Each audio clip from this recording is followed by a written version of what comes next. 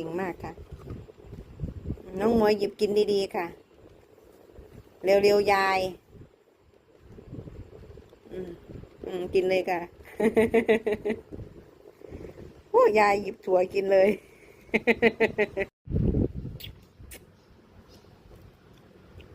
เอาอยากเข้ากล้องเบิ้งอมมาเนี่ยอมแผนกอมมาเนี่ย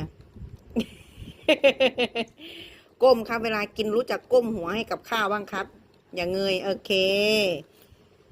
บูน เก่งมากครับผ้าเปียกเช็ดปากครับผมเก่งมากครับอร่อยไหมครับแซ่บไหมครับแซ่บไหมคะน้องหมวยแซ่บไหมคะแซ่บไหมคะแซ่บไหมคะเอาตักสิคะตักส้มตำกินสิคะ